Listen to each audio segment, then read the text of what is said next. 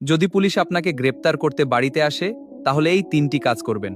প্রথমত, পুলিশ পোশাক পরে আসুক বা সাদা পোশাকে আসুক। যদি আপনাকে গ্রেপ্তার করতে আসে, তাহলে তাদেরকে বলবেন তাদের আইডি কার্ড দেখাতে, কারণ নিশ্চিত হতে হবে তারা আসলেই পুলিশ নাকি অন্য কেউ। দ্বিতীয়ত, যদি আপনার নামে কোনো মামলা থাকে, তাহলে তাদের কাছে মামলার কাগজপত্র বা কপি দেখতে চাইবেন।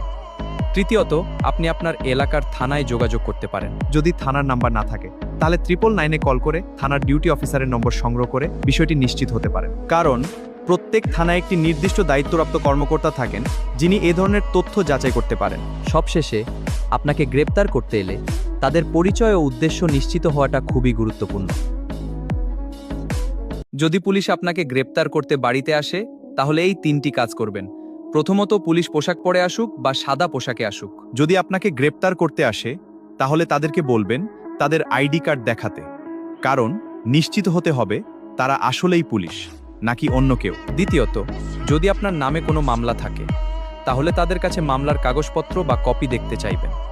তৃতীয়ত, আপনি আপনার এলাকার থানায় যোগাযোগ করতে পারেন। যদি থানার নাম্বার না থাকে, তাহলে 999-এ কল করে থানার ডিউটি অফিসারের নম্বর সংগ্রহ করে বিষয়টি নিশ্চিত হতে পারেন। কারণ প্রত্যেক থানায় একটি নির্দিষ্ট দায়িত্বপ্রাপ্ত কর্মকর্তা থাকেন, যিনি এ ধরনের তথ্য যাচাই করতে পারেন।